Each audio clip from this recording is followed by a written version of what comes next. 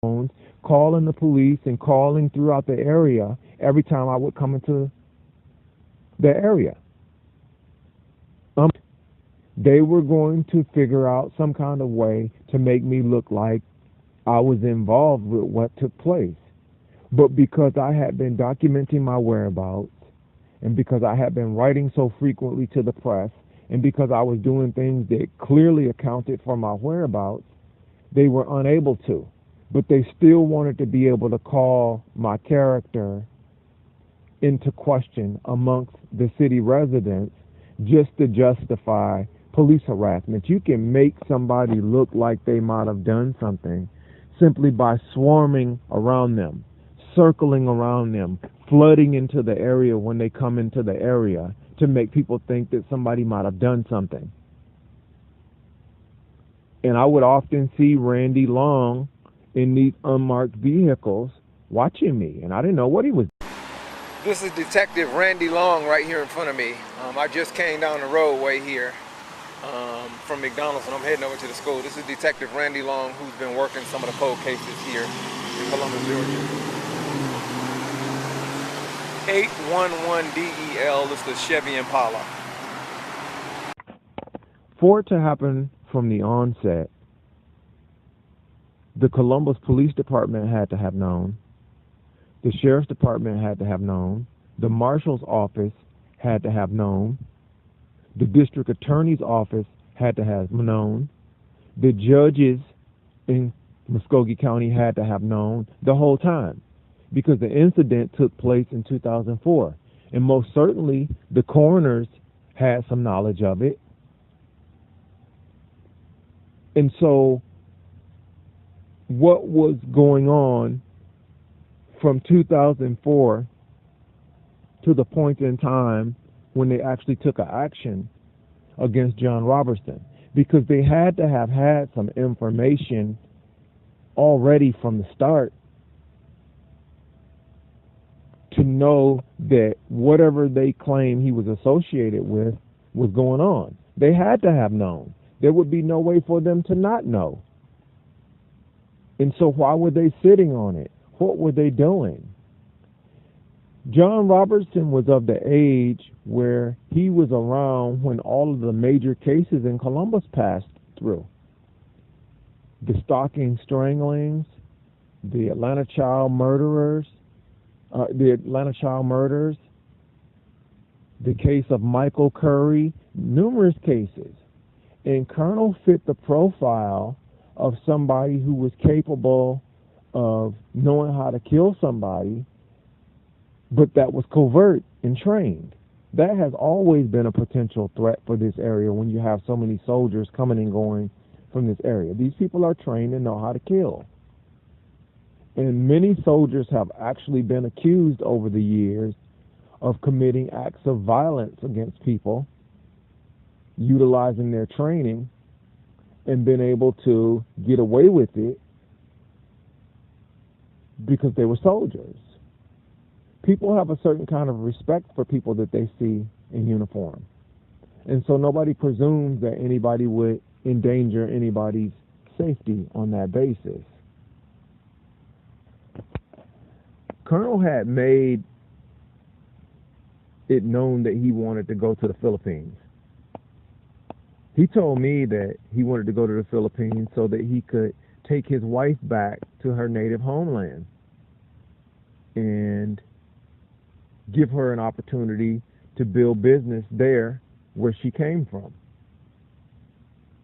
I never really asked him how he met her or how their relationship evolved, but I know he had some deep affection for her.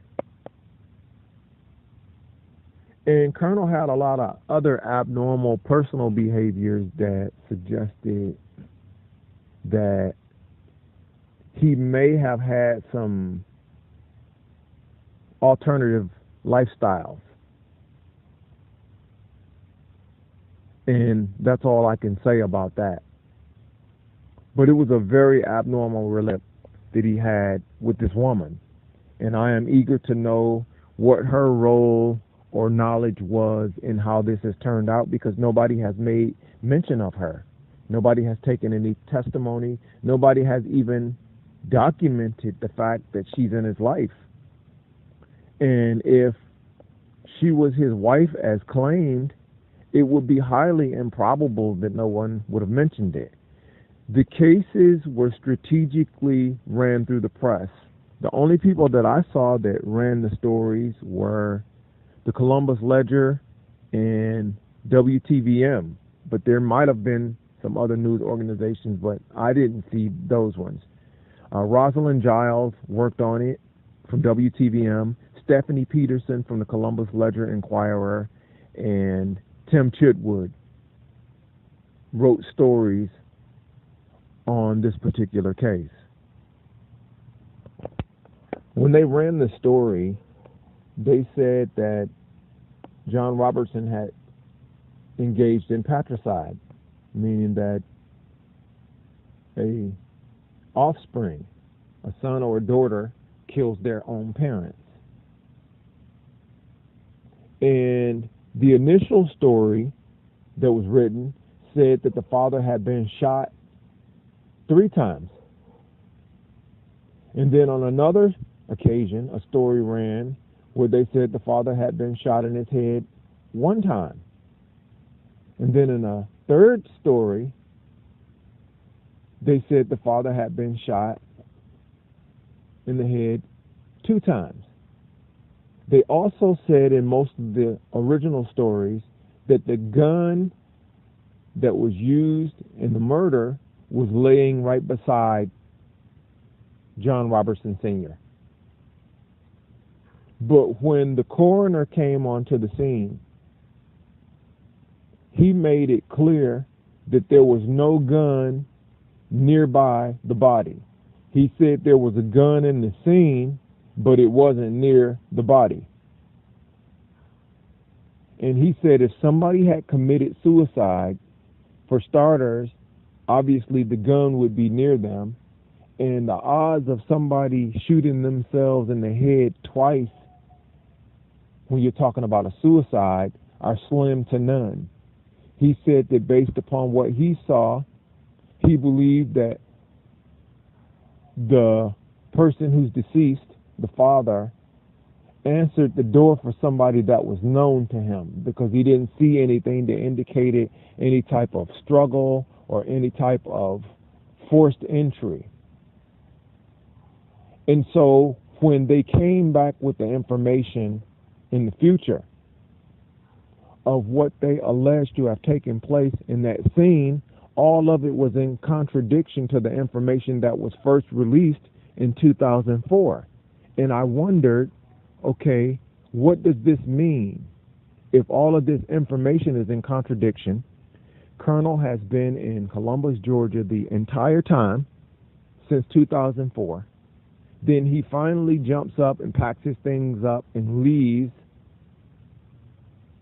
and then goes to the Philippines, and suddenly they open up an investigation, extradite him back to this area, and then run a story charging him with the death of his father. Well, why didn't they just do that when he was already here, before he left? He was living every day right here in town. What was going on? What are they not telling us? Which led me to ask questions. Okay, did Colonel get framed? Is this something that is made up?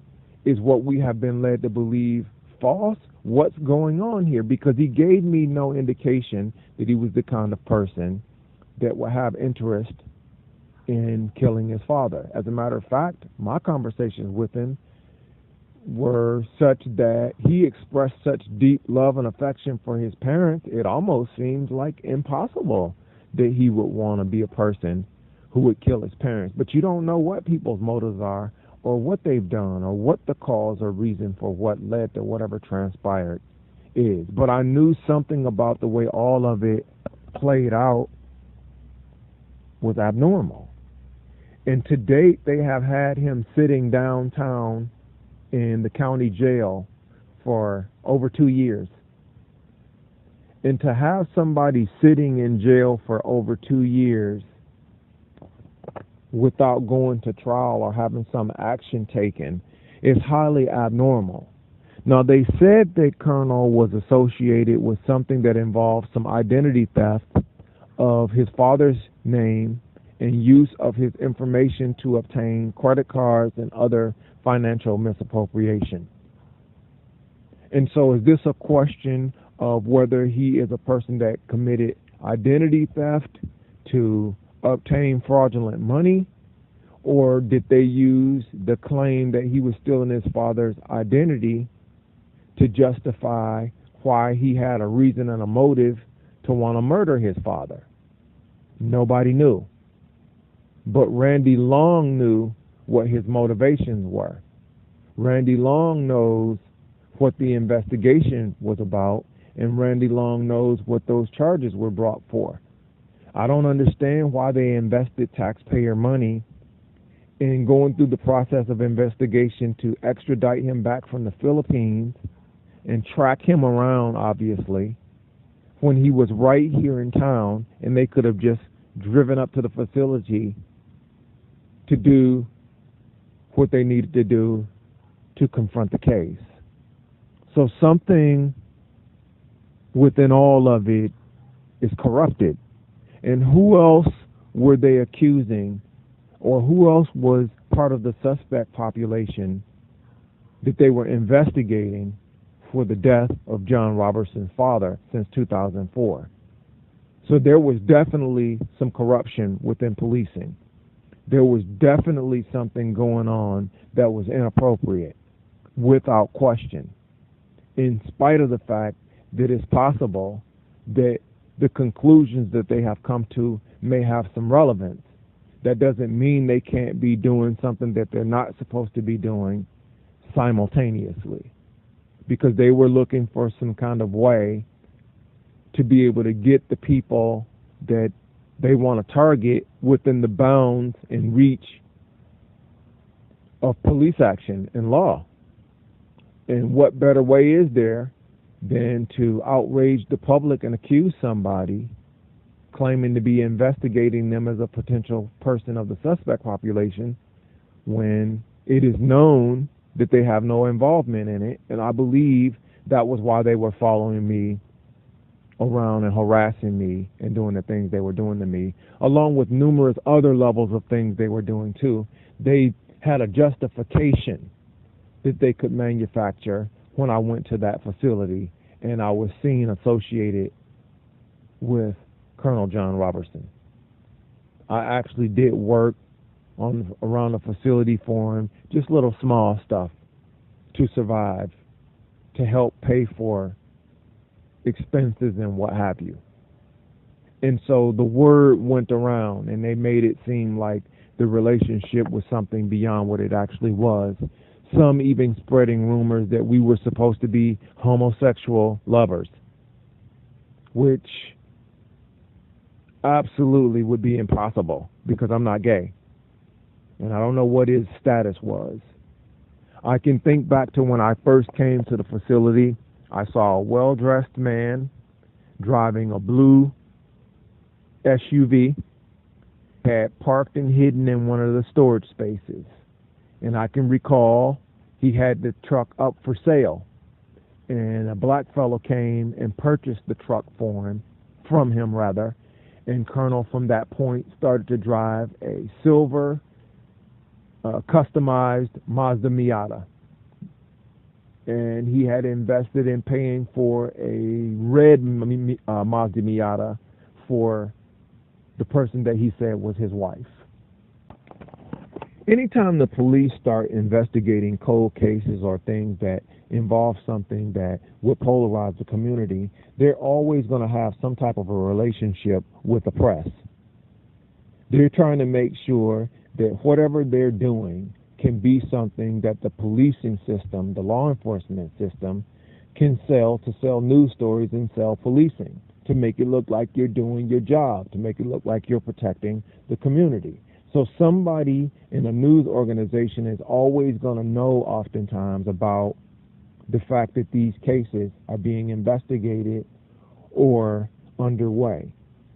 This case blew open in April of 2014 when Colonel had been arrested and taken into custody, and they ran a story in the Columbus Ledger Inquirer. And it's probably the most thorough story that they had run on the actual incident since 2004. Because initially, when they first found his father, they documented it as a suicide. But that was in contradiction to what the findings were of the deputy